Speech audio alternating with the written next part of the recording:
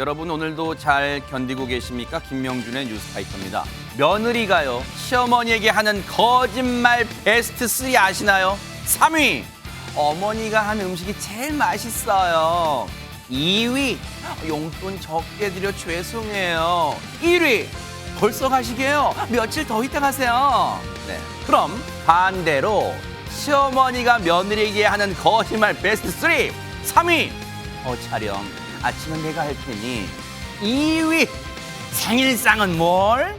그냥 대충 먹자꾸나. 1위, 아가야, 난 널 딸처럼 생각한단다. 네, 딸은 딸이고 며느리는 며느리라는 우스갯소리죠. 그런데 실제로요, 딸을 시집 보내는 어느 아버지가 우리 딸은 내 딸이지 자네 부모님 딸이 아니네 라고 사위에게 경고했다는데요. 5월 18일 목요일 김명준의 뉴스파이터, 잠시 뒤에 어찌된 사연인지 짚어보도록 하겠습니다.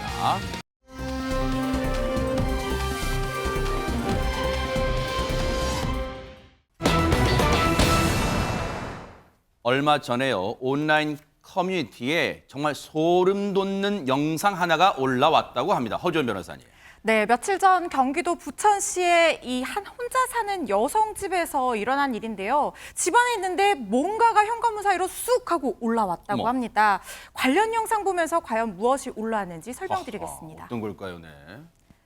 네, 현관문 도어락 아래서 뭔가가 보이시죠? 흔들흔들. 자세히 보니까 철사로 만든 올감이었습니다. 어머머, 세상에. 현관문 틈으로 들어온 저 철사 올감이 문 손잡이에 걸리더니요. 어머머. 덜컹덜컹 소리를 내면서 손잡이를 당기고 내리고 열려고 하고 있습니다. 어머머머. 지금 보세요.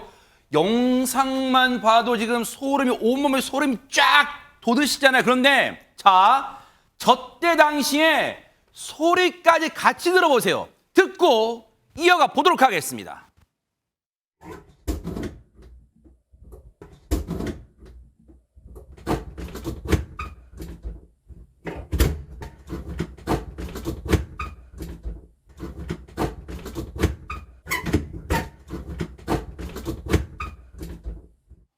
진짜 지금 온몸이 쭈뼛쭈뼛해졌어요. 안지윤 기자님 지금. 네, 그제 오후 4시 10분쯤 부천의 한 빌라에서 발생한 실제 상황입니다. 세상에. 여성 혼자 살고 있었고요.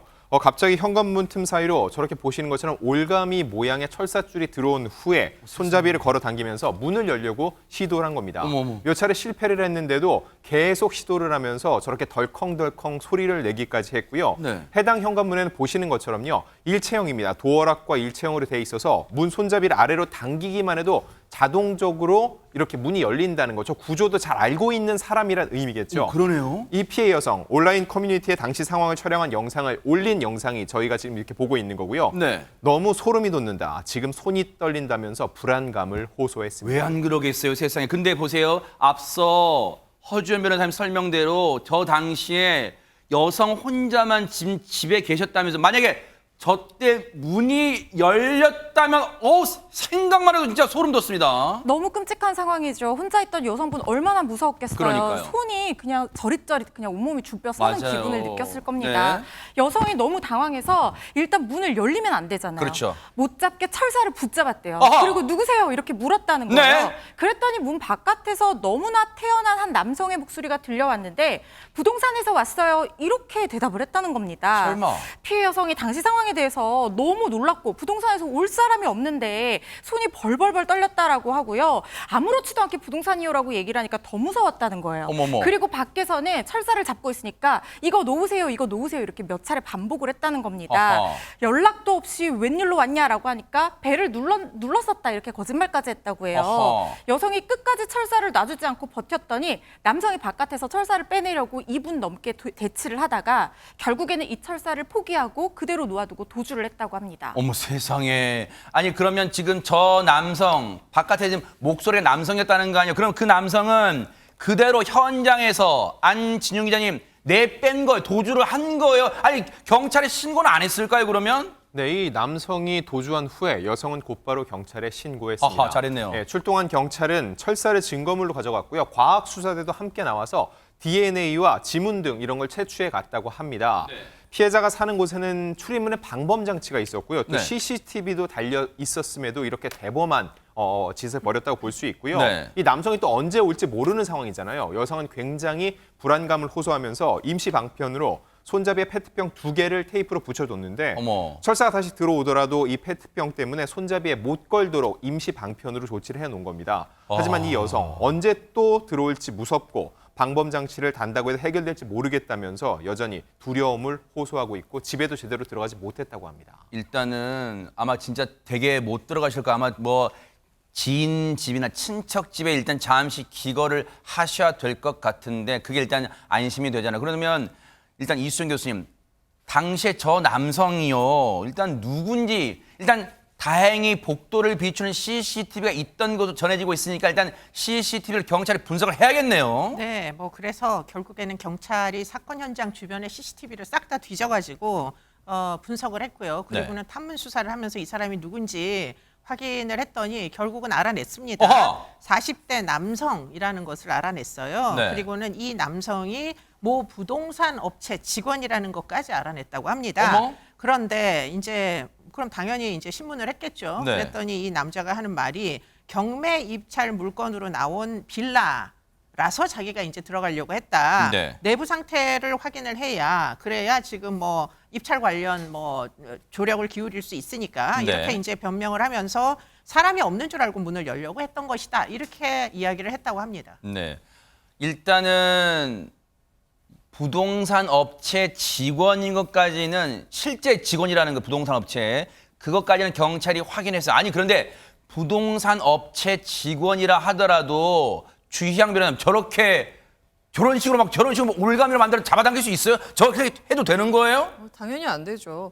이 경찰이 당연히 해당 남성을 불러서 곧 조사를 시작할 예정이라고 합니다. 그리고 절도 등 범행 목적으로 문을 열려고 한 것이 아니라고 하더라도 이 행위 자체의 위법성이 있다고 보고 있다고 전했는데요. 네. 근데 제 의견으로는 네. 이 공용 부분에 대한 빌라의 복도의 부분에 대한 것도 분명히 주거 침입이 되거든요. 아하. 예, 그렇기 때문에 저 문 앞까지 간 것 자체도 이제 주거 침입을 좀 의논을 해봐야 될 것 같고요. 그리고 이번이 처음이 아닐 것 같아요. 어허. 너무 자연스럽게 저렇게 철사를 집어넣어서 열려고 했다는 것 자체가 이번이 처음 범죄가 아닌 것 같아서 이 부분에 대해서도 경찰이 조금 더 조사를 해야 할 필요가 있는 것 같습니다. 지금 이 부분은요. 왜냐하면 이 사람이 정말 잘못한 거 왜냐하면 전국의 부동산 중개업 하시는 분들은 이 사람의 행동 때문에 오해를 받게 생겼잖아요. 아, 내가 없는 동안은 마음대로 들어와서 문 열고 안에 둘러보고 하는 건가? 내가 집을 내놓게 되면 지금 이럴 수 있잖아요. 내 허락도 없이 분명히 그런 오해를 할 수 있으니까 반드시 이 남성의 행동은 잘못된 거예요. 범죄예요. 그러니까 역시 다른 전국에 선량하시고 정말 열심히 일하시는 부동산 중개업자분들 오해받는 일 없도록 이 사람 정말 법의 따끔한 심판 받도록 해주기를 바랍니다. 지켜볼게요.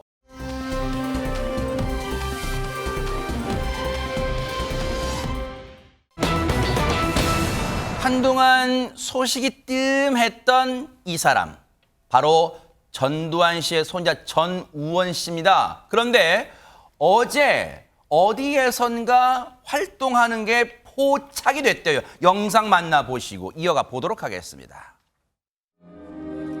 말을 할 자격도 없지만 저희 가족 대신해서 정말 진심으로 사과드립니다. 죄송합니다.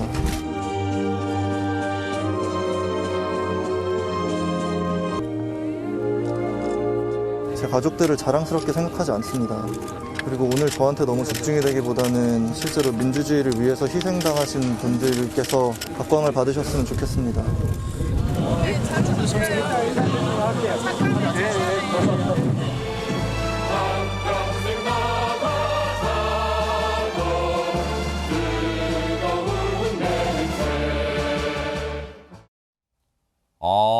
허준 변호사님, 5.18 민주묘지를 찾았네요. 네, 오늘 5월 18일이잖아요. 네. 5.18 광주 민주화운동 43주년입니다. 네. 그래서 어제 오늘 전야제와 추모제가 이어지고 있는데요. 추모식 참여한 전우원 씨 더 의미가 있는 것이 이 전두환 일가 중에 처음으로 이 참석을 했습니다. 전 씨 가족 중 유일하게 지금 5.18 유족들에게 사죄의 뜻을 밝히고 있는 사람이 바로 전우원 씨죠. 어제 5.18 민주묘지 찾아서 5월 영령 앞에서 이 헌화 또 참배도 했고요. 추모식과 전야제 말씀드린 것처럼 참석을 했는데 이렇게 얘기를 했습니다. 본인의 가족을 대면하면서 많은 무력감을 또 느꼈다고 해요. 그리고 여기에 지금 있는 분들, 5월 어머니라든가 그 희생된 분들, 이런 분들이 그때 당시에 또 지금까지도 얼마나 큰 용기를 냈는지, 오랜 기간 얼마나 외롭게 싸워왔는지 배울 수 있었다라고 얘기를 하면서 이런 얘기를 했습니다. 언젠가는 가족들과 같이 올 수 있었으면 좋겠다, 이렇게 얘기를 했어요. 그리고 오늘도 이틀째 이 5.18 민주묘지를 방문을 했는데요. 사실 전원 씨가 기념식에 공식적으로 초청받은 것은 아닙니다. 그렇지만 민족 민주열사 묘역이 조성된 망월동 구묘역을 둘러봤는데요. 여기에 그 앞에 보면 참배객들이 밟고 지나가라고 전두환 비석이 이렇게 바닥에 있지 네네. 않습니까? 근데 사실 전우원 씨는 이번에도 밟지는 않았어요. 3월에 방문을 첫 이 참배를 했을 때도 그때 비석 밟지 않았거든요. 네. 할아버지에 대한 어떤 최소한의 예의라든가 더 이상 어떤 미움의 어떤 그런 것들은 하고 싶지 않다라는 뜻을 밝혔었는데 이번에도 그렇게 밟지 않았다고 하고요. 네. 또 5.18 민주화 운동이 시작된 전남대학교를 방문하기도 했다고 합니다. 어제 내려갔어요. 오늘은 이제 5.18 광주 민주화운동 43돌입니다. 그런데 어제 갔어요. 5.18 전야제가 있는데 사실 물론 오늘 열렸던 추모식도 의미가 있는데 사실 유족분들에게는요. 희생자분이나 유족분들에게는 전야제도 상당한 의미가 있어요. 그 전야제에 참석하기 위해서 전우원 씨가 어제 하루 일찍 광주를 찾았고 오늘까지 이틀간 지금 광주에서 행보를 하고 있는데 현장에서요. 이 사람과의 만남이 또 눈길을 끌었어. 영상 만나보시고 이어가 보도록 하겠습니다. 소장님이 직접 왔다 가셨다고 얘기하셨는데 그러니까 어떻게 보려고?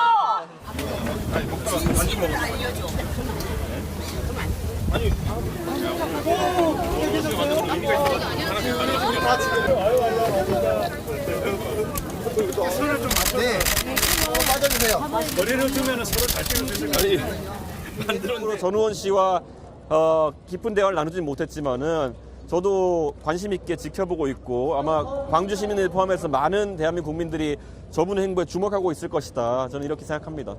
예, 혹시 글쎄요, 이 생각지도 못했던 만남이었는데 혹시 저 만남이 사전에 혹시 계획되고 일정이 짜여졌던 건가요? 안진용 기자님 어떻습니까? 그렇지는 않습니다. 두 사람 모두요. 바로 어제 5.18 전야제가 열리는 장소에서 5월 어머니 광주 주먹밥 부스를 찾았고요. 여기서 광주 대동정신의 상징이라고 할 수 있는 주먹밥을 함께 만들게 됐던 거였죠. 네. 원래 전우원 씨가 먼저 와 있었고요. 네. 여기를 이준석 전 대표가 들르면서 우연히 만나게 된 겁니다. 이 주먹밥 의미가 남다르죠. 5.18 당시 광주 시민과 상인들이 계엄군에 맞서 민주화를 외친 시민들을 위해 건넨 상징적 음식인데 그래서 전우원 씨 역시 이 어머니들과 주먹밥을 만들게 돼 굉장히 큰 영광이라고 했는데 네. 바로 이 장소에서 우연히 만난 두 사람이 주먹밥을 또 함께 만들었거든요. 이 장면 역시 굉장히 의미심장하게 다가왔습니다.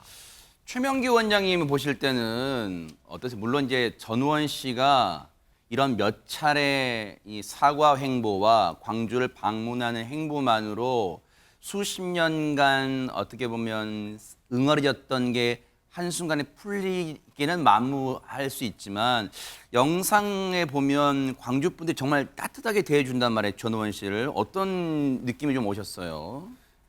일단은 그 대단한 용기를 갖다 필요로 하는 일이거든요.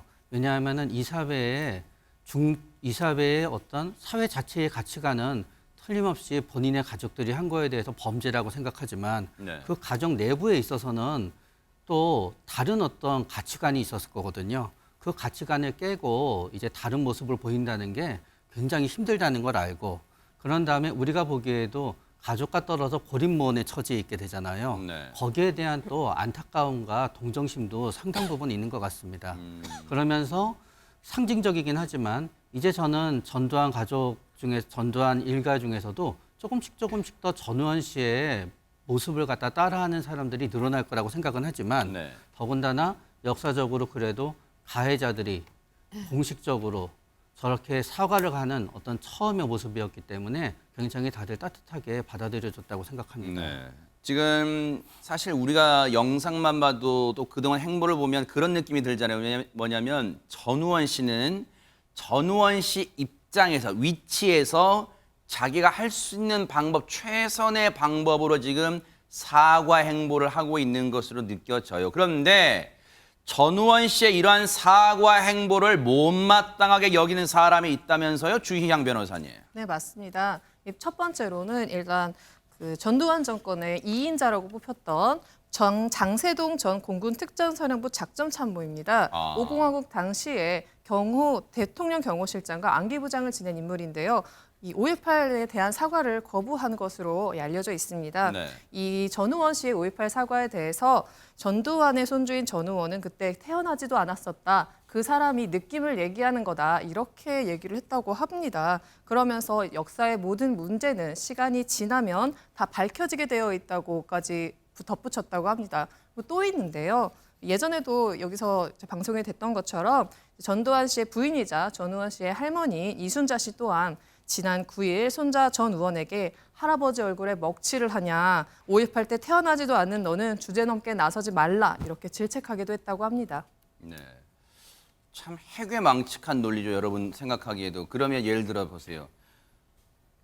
6.25 전쟁, 한국 전쟁, 6.25 전쟁 때 태어나지도 않은 사람들은 6.25 전쟁에 대해서 북한의 행동에 대해서 비판도 못하는 거예요. 말도 안 되는 지금 소리를 어디서 지금 하고 있는 거예요. 자, 이런 장세동 씨의 얘기에 대해서 전우원 씨는 뭐라고 얘기했을까요? 한번 들어보시고 이어가 보도록 하겠습니다. 교육에 있어서 역사를 배우는 데는 다 이유가 있다고 생각을 해요. 그 후대에 오는 세대에 충분히 사죄를 드릴 수 있는 거고, 제가 굳이 그 시절에 태어나지 않다고 해서 그 역사를 그냥 방관하고 있는 거는 오히려 그게 국민으로서의 도리가 아닌 것 같습니다. 간단하게 말하면 학살자시고 또 위선자인 것 같아요. 한 개인이 개인의 욕심과 이런 것을 먼저 하고 국민들을 생각하지 않았을 때 얼마나 잔인한 비극이 일어날 수 있는지를 되새기고 또 기억할 수 있는 그런 비극의 사례인 것 같습니다. 이수정 교수님, 5.18 광주 민주화 운동 그 희생자 분들의 유족분들은 사실 그 원흉인 전두환 씨가 직접 생전에 와서 사과를 해도 성에 찰까 시원찮을까 말까인데, 일단 손자가 와서 사과를 하는 거, 글쎄요, 지금 피해자분들이 뭔가 용서를 한다는 게 말처럼 쉽지만 또 않을 거예요. 뭐 아무래도 쉽지 않죠. 자기의 배우자일 수도 있고 정말 뭐 하나밖에 없는 자식을 잃은 분들도 계신다고 알려지고 있고요. 네. 그렇기 때문에 뭐 그걸 도대체 어떻게 회복을 할 수 있겠습니까? 그러나 그럼에도 불구하고 네. 일단은 책임자의 뭐 가족이죠. 전우원 씨는 이제라도 사과를 해주니 지금까지 자신들의 희생을 부인해 왔던 이 이제 역사에서 무엇인가 바로잡아진다라는 어떤 회복의 기미, 이런 것들만으로도 충분히 이제 위안을 받으셨을 거고요. 네. 오늘 제가 알기로는 지금 대통령께서도 기념식에 참석하신 걸로 알고 있습니다. 네. 뭐 논쟁의 여지가 없이 이것은 우리나라 대한민국의 역사입니다. 그렇기 때문에 지금 뭐 이 역사를 부인하겠다는 그 어떤 시도도 이제 와서는 참 터무니없는 일이다. 그것을 전우원 씨가 몸소 지금 입증을 하고 있다. 네. 이렇게 보입니다. 다시 광주를 찾은 전우원 씨, 어떤 느낌을 이번엔 받았을까요? 얘기 들어보시고 이어가 보도록 하겠습니다. 또 제 할아버지 전두환 씨도 아무런 사과와 인정도 없이 떠나셨고, 또 지금도 현재 진행형으로 가족들이 계속 그때 일을 좀 부인하고, 민주화운동이 저희 사회에 가지는 그런 참된 의미를 오히려 좀 폄훼하고 부인하는 경향이 있어서, 제가 광주에 와서 이제 그분들을 뵀을 때 어찌 보면 제가 가족 구성원이니까 저한테 돌을 던지시고 이제 뭐 욕설을 하신다거나 그래도 제가 드릴 말씀이 없잖아요. 근데도 말씀하신 것처럼 오히려 뭐 저한테 와줘서 고맙다고 또 말씀하신 분들 많으시고 또 오히려 막 제 건강을 걱정하시는 분들도 많으시고 하시니까 저 죄송한 마음밖에 없고 또 너무 늦게 와서 죄송하고 더 일찍 오지 않았나라는 죄책감이 많이 듭니다. 그래요. 그 마음 지금이라도 갖고 있고 또 앞으로도 변치 않길 많은 분들이 응원하면서 지켜볼 거라고 믿습니다. 앞으로의 행보도 응원하면서 보겠습니다.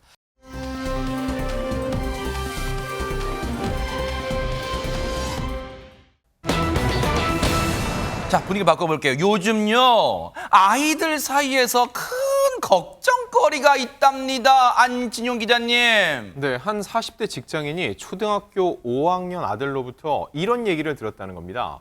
아빠, 나 억울해서 어떡해요. 나 여자친구도 사귀어보지 못했는데 2025년에 백두산이 분화하면 우리 다 죽는데요. 이런 얘기였다는 거예요. 굉장히 얼토당토 않아 보이는데 네. 최근 SNS를 통해서 이런 이야기가 계속 흘러나오고 있다는 거죠. 허허. 게다가 최근 동해안에서 잦은 지진이 발생하고 있죠. 이거 역시 백두산 분화의 전조 증상이 아니냐고 호소하는 사람들이 늘고 있다는 겁니다. 아니, 안진용 기자님, 지금 잠 잘 자고 있는 백두산이 왜 터져요? 2025년 왜 터진다는 거예요, 이게? 일단 백두산을 휴화산으로 알고 계신 분들이 많은데 이건 사실이 아닙니다. 백두산은 마그마를 보유하고 있는 활화산이 맞고요. 아, 그래요? 그리고 최근 1만 년 안에 화산 활동이 있는 화산은 활화산으로 보는데 여기에 해당이 된다는 거죠. 어머. 그러면 왜 콕 집어 2025년에 분화를 하냐 이게 궁금할 텐데요. 네. 이건 100년 주기설을 바탕으로 한 괴담이라는 그건 겁니다. 또 뭐예요, 백년주기설은? 네, 일단 백두산은요, 네. 946년에 대폭발 한번 일으킨 적이 있습니다. 어허. 그리고 지난 1000년 동안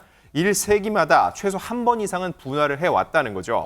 마지막 백두산 분화 기록이 1925년이었고요. 이거에 따르면 100년 주기설로 따졌을 때 2025년에 폭발한다는 게 이 괴담의 논지입니다.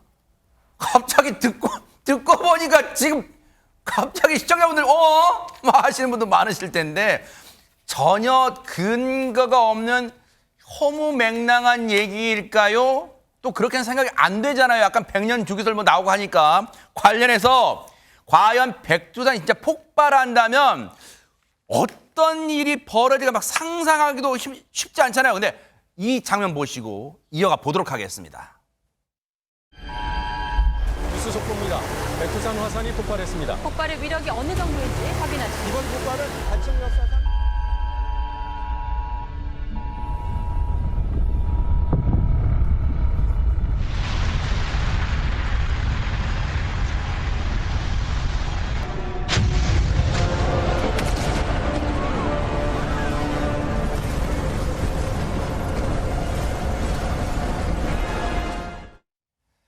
사실 저 재난 영화 보신 분 많으실 거예요. 그런데 허주연 변호사님 실제 보셨던 분 중에 저 장면 댁에 가셔도 계속 생각났다는 분 많아요. 그렇죠. 지금 서울 도심 한가운데의 빌딩들이 다 무너지고 도로가 내려앉고 이런 장면이었는데 저기 2019년에 개봉한 영화 백두산의 한 장면이었거든요. 상당히 충격적인 장면으로 그랬죠. 기억이 납니다. 하정우 씨, 이병헌 씨 주연의 이 영화인데요. 그랬죠. 그러니까 백두산이 갑자기 폭발하면서 대지진이 일어나게 되고 이게 서울까지 영향을 미쳐서 저런 상황이 벌어진다는 가정을 담고 있어요. 네네. 그리고 백두산이 한 번만 워낙 크니까 한 번만 폭발하는 게 아니라 마그마 분출까지 예상되는 추가 폭발이 예상이 되면서 이 차상 최악의 이 사태를 막으려고 하는 추가 폭발을 막으려고 하는 사람들의 고군분투 얘기를 담고 있는 그런 영화거든요. 네.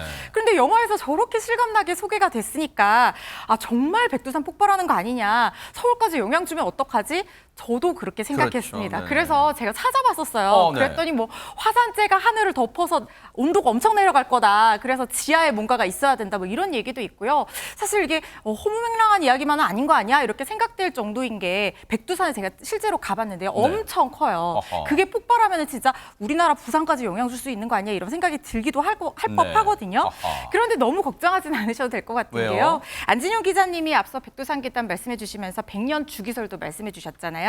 사실 1925년에 백두산이 분화했다는 이 기록은 러시아의 기록을 근거로 한 건데요. 네. 화산 화산 연기가 피어올랐다 이런 기록만 전부라고 합니다. 그리고 그 외에 다른 기록이 없어서 활동했을 걸로 뭔가 추정은 하지만 이게 공식적인 분화 기록이라고 보기는 어렵고요. 아하. 학계에서 인정하는 이 공식적인 백두산의 마지막 분화는 1903년입니다. 그러니까 100년 주기로 2025년에 폭발한다는 것은 사실상 근거가 불확실한 얘기라고 보시면 될 것 같습니다. 일단은 안도의 한숨을 쉬는 분도 많으실 것 같은데 근데 마냥 또 걱정만 하고 또 아닐 거야라고만 생각하기엔 좀 무리가 있잖아요. 그래서 전문가 얘기 들어보시고 이어가 보도록 하겠습니다.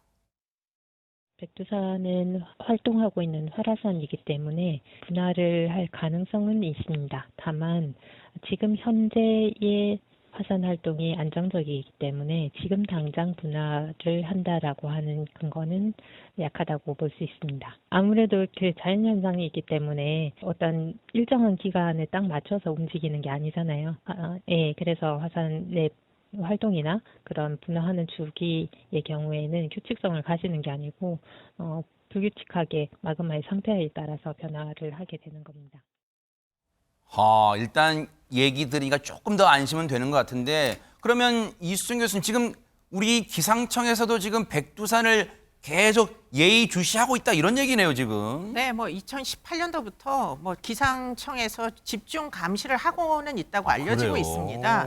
그렇게 당연히 이제 기상청에서는 해야 되겠죠. 그렇죠, 네. 그런데 이제 그런 자료에 따르면 뭐 한국지질자원연구원에서 발표한 내용도 참고를 해보자면 지금 2016년도부터 18년 사이에 과거에는 뭐 좀 지진 활동이 있었으나 굉장히 현저하게 줄어들었다라는 게 이제 이 연구원의 발표이고요. 네. 그리고는 또 한편 이제 기상청의 통보관 이야기에 따르면은 네. 일단 화산 활동이 본격화가 되려면은 일단 주변 지각의 온도 변화부터 먼저 나타난대요. 그렇기 때문에 이 온도를 중국과 협업을 해가지고 가스나 온천수를 계속 채취를 해가지고 온도의 변화를 확인을 하고 있다고 합니다. 그런데 뭐 별다른 이제 어떤 징표는 없고 오히려 안정화 상태다 이런 결론에 따른다고 알려지고 있습니다. 그래요. 네.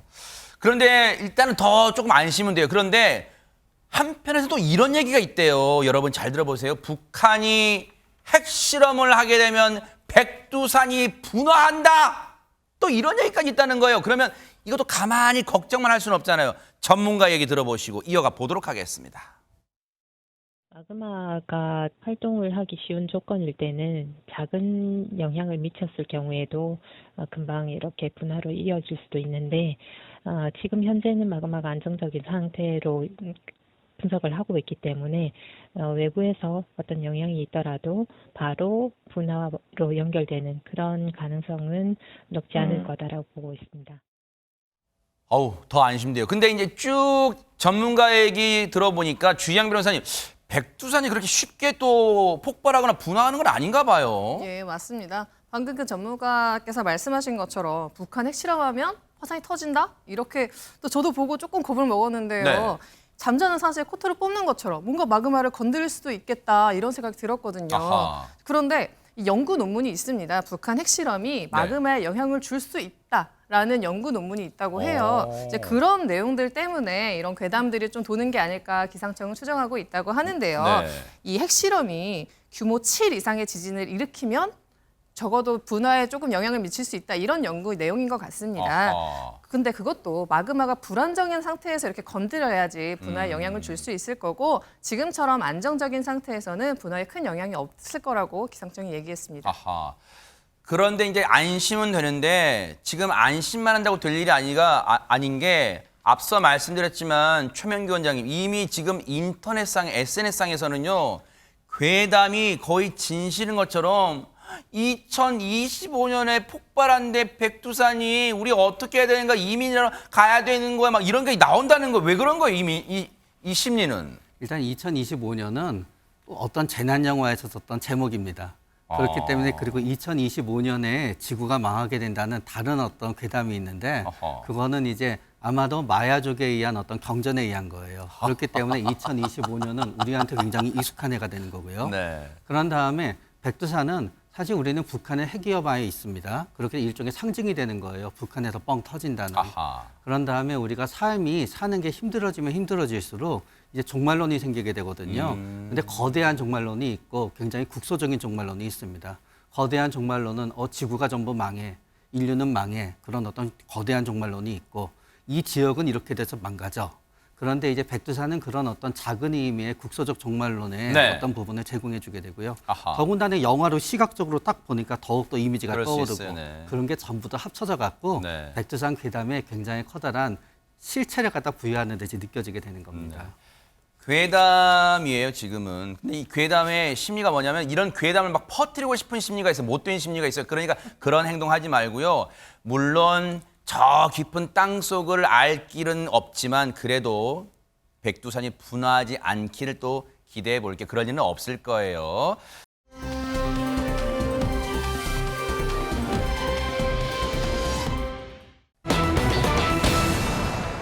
사기 사건의 피해를 당하신 분이 계시대요. 그런데 세상에 가해자로부터 지금 교도소에 들어가 있는 가해자로부터 사죄 편지를 받아도 시원찮을 판에 이런 편지를 받았답니다. 이수정 교수님. 네, 뭐 아주 황당한 얘기인데요. 지금 어제 한 온라인 커뮤니티에 올라온 편지 내용입니다. 네. 사기꾼에게 협박 편지를 받았습니다라는 타이틀의 내용인데요. 네. 지금 이 사건의 피해자, 다시 말해서 글쓴이죠. 네. 글쓴이는 지난해 1월에 중고 카메라를 살려다가 뭐 사기를 당했다고 그래요. 아이고. 그래서 경찰에 당연히 신고를 했을 거고요. 그러겠죠. 경찰 조사 결과 가해자는 자그마치 이 피해자만이 아니고 26명에게 지금 사기를 쳐가지고 2,300여만 원을 이제 갈취를 했다고 합니다. 많이들 해먹었네요. 네. 상습 사기범이었죠. 어허. 그러다 보니 결국은 이 사람은 지금 이제 그 징역형이 나왔는데요. 어허. 심지어 이 사람 전과를 보면 강도 전과도 있고요. 어머머. 더군다나 지금 전과 5범이었고 어머머. 그리고는 이제 이 사건은 출소한 지 3개월 만에 또 이 사기 범죄를 저질러서 처벌을 어머. 받게 된 그런 경위였다고 합니다. 죄질이 안 좋네요, 네, 진짜. 죄질이 안 좋다 보니까 징역 2년형이 선고됐다고 알려지고 있습니다. 네. 지난달 재판에서 징역 2년형의 실형을 선고받았으니까 지금은 교도소에 있겠죠. 그런데 저희 뉴스파이터 제작진이요, 이 피해자분과 어렵게 연락이 닿았어요. 한번 얘기 들어보시고 이어가 보도록 하겠습니다. 입금을 하고 약간 기분이 좀 싸해서 한 1시간 있다가 계좌를 조회했더니 사기 접수가 돼 있던 계좌더라고요. 그래서 그 판매자한테 당신 계좌가 지금 사기 계좌에 물려 있으니까 송금한 돈을 다시 환불을 해다오 했더니 환불을 해주겠다고 하더니 45원을 다시 입금시켰다가요.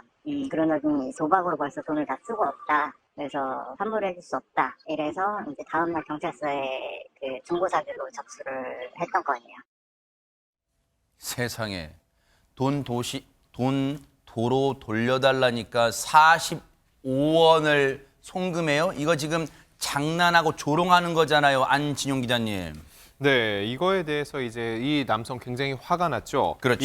결과적으로 볼 때 이 피해자 재판 판결 뒤에는요, 배상 명령을 받게 됐습니다. 네. 그래서 가해자의 영치금 및 근로장학금을 압류했고요. 네. 지난 10일 교도소로부터 압류 금액을 송금받아서 압류 해제까지 해줬습니다. 네. 그런데 중요한 건 그 사이에 합의나 어떤 선처 요구도 없었다는 거죠. 아하. 그런데 약 일주일이 지난 후에 네. 이 남성 가해자로부터 편지 한 통을 받게 됩니다. 아하. 그 내용이 굉장히 황당한데요. 네. 저 기억하시죠? 라고 인사를 시작을 했고, 근데 배상명령까지는 좋다. 근데 그게 아니더라. 신고, 배상명령, 압류 꼭 그렇게까지 해야 됐냐라고 따져 물었습니다. 어머, 네. 이 결과적으로 볼 때 압류가 결국 영치금이잖아요. 그 네. 돈 등이 몸이 안 좋아서 자신이 병원에 다니려고 모아둔 것이라는 주장이었고 지금 내 심정 꼭 당신도 느끼게 해주겠다. 부디 잘 지내고 계시라면서 협박성 문장으로 편지를 마쳤습니다. 어머. 이를 본 피해자 당연히 아니 제가 가해자인 거냐라고서는 오히려 화를 낼 수밖에 없었고요. 오히려 자기를 괴롭혔으니 두고 보자고 하는 것을 도저히 납득할 수가 없다는 겁니다. 게다가 합의나 선처를 구하는 편지를 보낸다 해도 여기서가 가장 중요한 건 피해자가 어떻게 우리 집으로 편지를 쓰냐, 이렇게 가해자가 어떻게 편지를 쓰냐, 네. 피해자의 신상 정보가 범죄자에게 들어간다는 것 자체가 이해가 안 된다고 성토했습니다. 그러네요. 일단 누가 봐도 이 문장은 여러분도 느끼셨잖아요. 딱 봐도 협박이잖아요. 그래 나한테 그렇게 했지. 2년만 기다려. 내 나가면 찾아갈게. 그동안 잘 지내고 있어. 당연히 협박이죠. 얼마나 소스라치게 놀랐을까요? 관련해서 피해자분 얘기 좀 들어보시고 이어가 보도록 하겠습니다.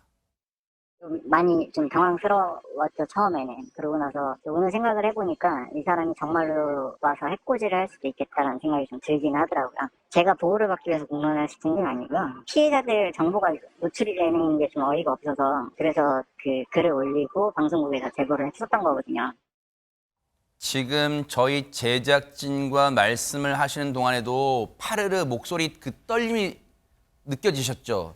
지금도 두려움을 갖고 계시는 것 같아요, 벌써부터. 그런데 지금 저희가 너무 황당한 게 주희양 변호사님, 그 교도소에 들어가 있는 이 가해자, 사기 사건의 가해자가 이 피해자의 집 주소를 어떻게 알고 이런 협박성 편지를 보낼 수 있어요? 우선 제가 피해자들을 이렇게 많이 만나면 피해자들이 제일 무서워하는 게 자신의 신상이 범죄자들한테 노출이 되는 거예요. 어떤 이상한 사람들이 걸릴지 모르잖아요. 그렇죠, 네. 그래서 자신의 신상이 전개되는 걸 굉장히 무서워하는데 제가 찾아봤는데 배상 신청에 관한 예규에 이 배상 신청인의 신상 정보를 판결문에 공개해야 된다 이렇게 되어 있어요. 어머. 그렇기 때문에 이제 피고인으로서는 언제든지 받아볼 수 있는 판결문 정보 내 이 피해자의 이름과 주소가 나오게 된다는 겁니다. 어머. 이 피해자도 이 부분을 좀 나중에 알았던 것 같아요. 피해자는 판결문에 배상명령 신청한 사람들의 이름, 주소가 전부 나오는 걸 판결문 정보를 보고서야 알았다라고 하면서 보복범죄로 큰 사고가 터져야지 고쳐질 거냐 이렇게 좀 우려를 표하기도 했고요. 네. 범죄자가 출소하고 보복하러 오거나 협박할 가능성이 있는 걸 아예 모르는 건지 이렇게 좀 걱정을 표하기도 했습니다. 현재로서는 피해자가 가해자가 발송한 협박 편지에 법무부에 민원을 신청했다고 해요. 이렇게 주소가 공개되는 것에 대해서 민원을 청구한 것 같고요. 경찰에도 협박으로 고소장을 접수한 상황이라고 합니다. 그리고 사기당해서 배상명령을 신청할 때 자신이 노출되지 않을 만한 이름과 주소를 쓰는 것을 추천한다라고까지 덧붙였습니다. 아니 근데 이거는 어이가 없잖아요. 허준 변호사님. 법이 그렇다 하더라도 잘못된 건 고쳐야 되는 거잖아요. 이게 버젓이 가해자가 피해자의 신상 정보, 특히 주소 같은 거 민감한 걸 알 수 있다는 거 이건 뜯어 고쳐야 되는 거 아니에요? 이게 사실은 어제 오늘 일은 아닙니다. 몇 년 전부터 이런 것들로 문제가 많이 됐었고 그러다 보니까 피해자들이 배상 명령이라든가 나아가서 민사적으로 손해배상을 신청할 때도 이 정보가 노출이 되거든요. 그러다 보니까 이 손해배상을 청구하는 것 자체에 굉장히 위축되곤 하거든요. 그런데 지금 형사 배상 명령 신청 같은 경우에도 배상 명령 신청서를 내게 되면 상대방한테 그 신청서 부본을 보내주거든요. 그때는 재판부에서 가리고 보내줘요. 그런데 판결문 정본에는 이게 기재가 되는 거예요. 그럼 사실 가리는 의미가 없는 그러네요. 거거든요. 왜 기재가 되냐면요. 이게 민사적인 영역에서 돈을 주고받고 하게 되면 나중에 안 주게 되면 강제 집행을 해야 돼요. 그때 이 청구한 사람의 정보가 특정이 되지 않으면 강제 집행하기가 어렵기 때문에 이거를 특정을 하게 된다는 거거든요. 그런데 제도적으로 보완을 해야지 되는 부분이에요. 부작용 너무 많습니다. 특히 성범죄 피해자 같은 분들은요. 나중에 이렇게 민사소송하고 나서 개명하거나 주민등록번호 바꾸거나 이사가는 경우 너무 많거든요. 그래서 지금 국회에서도 관련 법이 지금 3건 정도 개정안 발의돼서 계류 중인 상황이라고 네. 하는데 프랑스에서는요. 이 범죄 피해자 같은 경우에는 제3자 동의를 받아서 그 사람 주소를 기재할 수 있도록 되어 있고요. 호주에서는 아예 그 개인정보에 관한 그 서류를 따로 제출할 수 있도록 되어 있어요. 그래서 이런 것들 참고해서 우리나라에서도 빨리 이 피해자를 그래요. 좀 보호하는 쪽으로 제도가 개선돼야 될 것 같고 이 사람 보복 협박으로 처벌을 받을 가능성도 있어 보이는데요. 특가법상 보복 협박 1년 이상 유기징역형으로 규정이 돼 있지만 실제로는 집행유예가 나오는 경우가 많아서 손방망이 처벌이라는 비판도 있거든요. 이런 부분들 다 피해자 중심으로 피해자를 먼저 생각하는 쪽으로 바뀌었으면 하는 바람입니다. 그러니까요.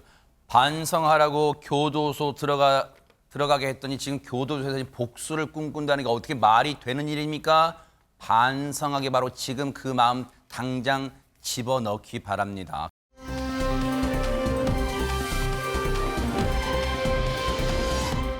그런가 하면 요즘 젊은 청년층들 이 취업문이 좁다고는 하기로서니 아무리 그래도 이런 짓을 해야 될까요? 안진용 기자님. 네, 이번에 소개해드릴 사건의 주인공은 한국은행 직원입니다. 어머. 이 남성, 지난해 하반기 치러진 한국은행 신입 공채를 통해서 정식으로 채용이 됐습니다. 네. 그런데 이 남성, 당시 금융감독원 신입 채용에도 지원을 해서 1차 면접까지 합격한 것이 확인됐습니다. 네. 아니 일단 여기까지만 들으면 보통 취업할 때 여기저기 원서도 놓고 또 여기저기 시험도 봐요. 왜냐하면 한 군데만 했다가 그거 떨어지면 낭패니까 다 여기저기 해보는 거잖아요. 근데 여기까지 들으면 크게 잘못된 부분은 없는 것 같은데요, 허지연 변호사님. 근데요, 정말 이상한 게요. 이 작년에 하반기 공채 시기에 한국은행과 금융감독원의 필기시험 날짜가요. 똑같이 9월 24일로 겹쳤었습니다. 어머! 한 사람이 지금 두 개의 합격을 한 거잖아요. 어떻게 되죠? 이 사람 어떻게 된 거냐 이게 의문인 거죠. 사실 작년 9월 24일에는 한국은행 금감원뿐만 아니라 수출입은행 같이 7개 금융기관의 신입채용 필기시험이 한 번에 치러진 날입니다. 네. 왜냐하면요, 공공기관 유사그룹으로 묶어서 이 채용을 하게 되면은 다른 사람들이 막 여러 곳에 중복 지원해가지고 여러 곳에 합격하면 채용 기호 자체가 축소가 되잖아요. 그래서 일부러 유사기관을 묶어서 같은 날 시험을 치르도록 한 군데를 선택하도록 돼 그러군요. 있어요. 네. 그래서 복수 지원했던 다른 지원자들은 모두 이 서류 전형에 합격을 했다고 하더라도 같은 날 필기시험을 치기 때문에 제일 가고 싶은 곳 한 군데만 선택해서 필기시험을 쳤던 거예요. 어허. 그런데 지금 이중 지원했던 이 남성만 두 곳에서 모두 시험 통과를 하게 됐다는 겁니다. 아니 이게 무슨 둔갑술, 분신술 한 것도 아니고 어떻게 다른 사람은 그러니까 원서는 낼 수 있지만 서류는 낼 수 있지만 시험은 한 군데서 볼 수밖에 없게 시스템 해놨잖아요. 근데 어떻게 두 군데 합격했다는 거,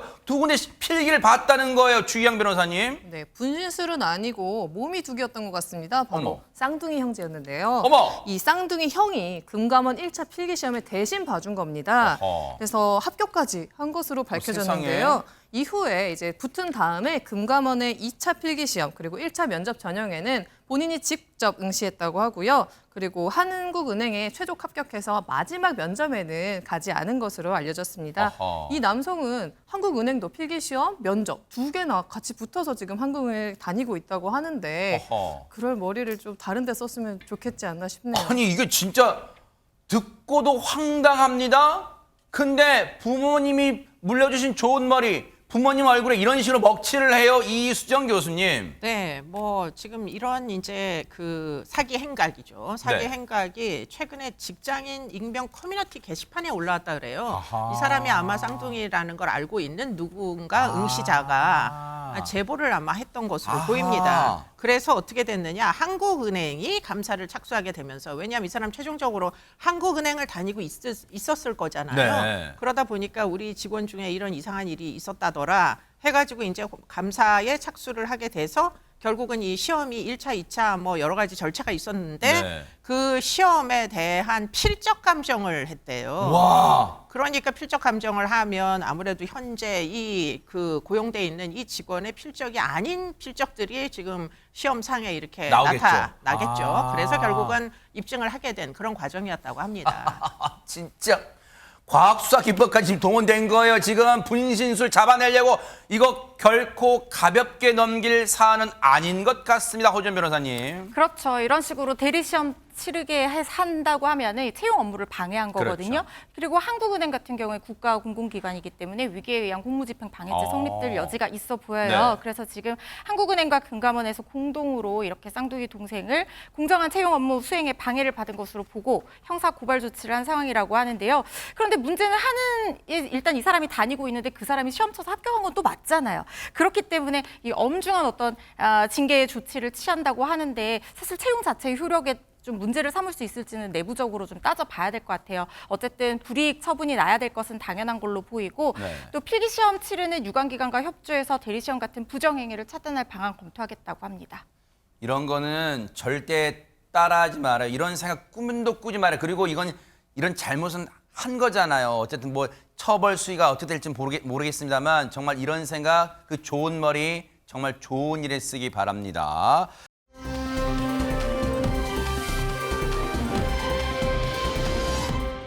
자, 이런가 하면요. 이제 이 밖에 관심 가는 나라 밖 소식 좀 알아볼게요. 앞서 우리가 그런 그 오싹한 사건 짚어봤잖아요. 문틈으로 그 철사줄러서 손잡이 당기려고 했던 거. 근데 미국에서도 이런 황당한 일이 벌어졌다는데요. 안진영 기자님. 네, 말씀하신 그 미국에서 벌어진 황당한 일 영상으로 직접 만나보시죠. 한 가정집 앞에 나타난 곰 2마리. 어허. 그런데 현관문 앞에서 벌떡 일어서더니 문을 열기 시작합니다. 어머머머머머. 이 모습이 너무 자연스러워. 이 집에 사는 곰인가 싶을 정도인데요. 네. 하지만 정작 놀란 집주인이 창문을 두드리자 곰은 문을 확 열어치고는 저렇게 뒤로 물러납니다. 그리고 잠시 후 새끼곰도 다가오지만 이 새끼곰은 겁이 났는지 들어오지 못하고 돌아갑니다. 와, 대박인 게 근데 제가 하도 의심이 많아서 그런지 몰라도 허준 변호사님 저거 혹시 너무 능숙하게 손잡이를 여는 거 혹시 저거 사람이 곰 탈수고 한 거 아니에요 혹시? 그러니까요. 마치 곰이 아니라 사람이 자기 집 들어가는 네. 것처럼 보이잖아요. 그런데 진짜 곰이 맞았다고 어머, 합니다. 어머, 어머. 저게 얼마 전 미국 콜로라도주 스팀보트 스프링스에서 있었던 일인데요. 한 가정집 앞에 인근 산에서 진짜로 살고 있는 야생 곰이 어머, 어머, 내려와가지고 세상에. 저렇게 흑곰인데요. 와. 문을 열게 된 겁니다. 어머, 큰 어머. 곰이 이렇게 두 발로 일어서서 너무 마치 배운 것처럼 사람처럼 문을 열잖아요. 네. 집으로 들어올지도 모르겠다 싶어서 이 영상을 찍던 사람이 창문을 두드렸더니 뒤로 물러났다고 합니다. 네. 근데 이 주인이 문 두드리니까 저 곰이 한 행동 아까 보셨죠?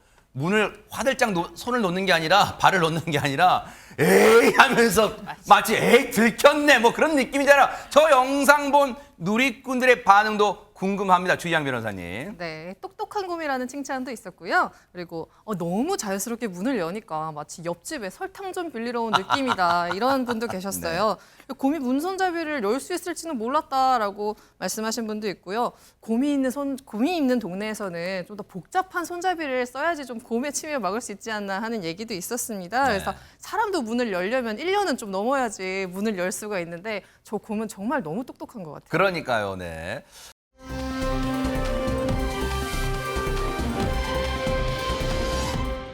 자, 여러분 혹시 해저 터널 예전에는 뭐 공상과학 만화나 영화에서는 해저 터널 막 나옵니다. 근데 요즘 실제 해저 터널 있기도 있잖아요. 근데 한 번쯤 가보고 싶다는 생각 가지신 분들은 야하 그런 생각 싹 달아날까요? 허준 변호사님.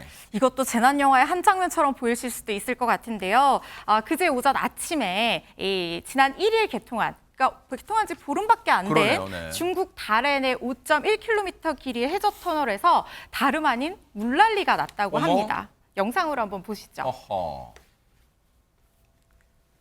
네, 해저 터널 아닌데요. 차바퀴 높이까지 물이 찰랑거리고 차들이 비상 깜빡이 켠 채 서행 중입니다. 어머, 물 외벽 보세요, 물. 틈 사이로 네, 폭포수처럼 지금 쏟아져 들어오고 있죠. 세상에. 심지어 터널 천장에 한번 보이실까요? 물이 줄줄 새면서 차들이 통행에 어려움을 겪고 있는 모습 보실 수가 있습니다. 어머, 여러분 저게 지금 해저 터널이라면 만약에 이게 쉽게 말하면 저 터널 지금 바깥엔 뭐예요? 바닷물이잖아요. 지금 들어오게 되면 바닷물인 거잖아요. 대박 사건. 얼마나 운전자들이 놀랐을까요? 영상 보시고 이어가 보도록 하겠습니다. 我的妈呀！海底隧道漏水了，这不扯吗？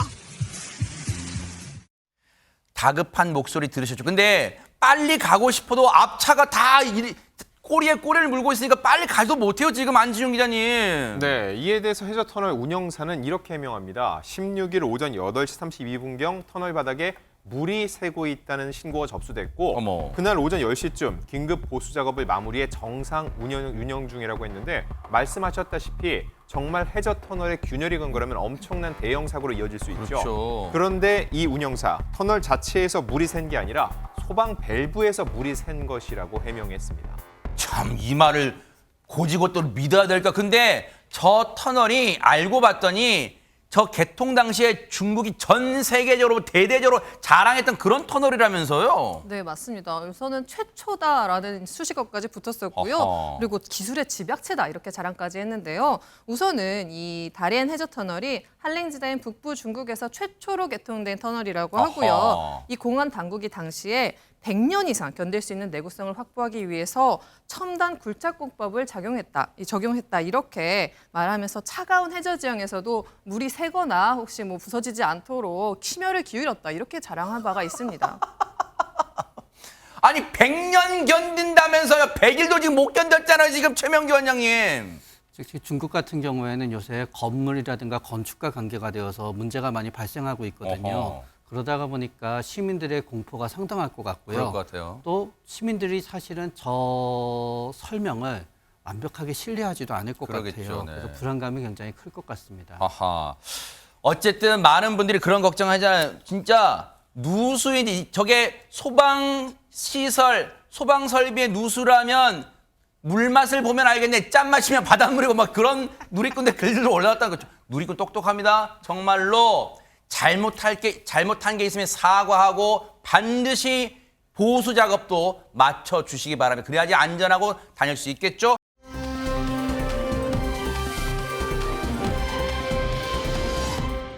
네, 오늘의 클로징은 서울 노원구에 사시는 이우승님이 보내주셨습니다. 읽어드릴게요.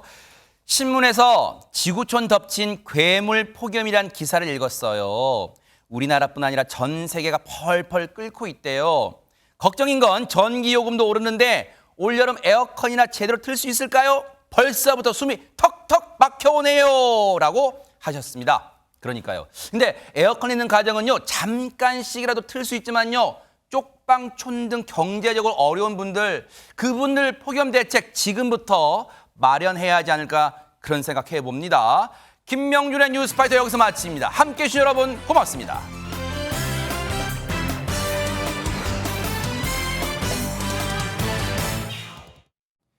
보고 계십니까? 대박 사건. 네, 안녕하십니까? 김명준입니다.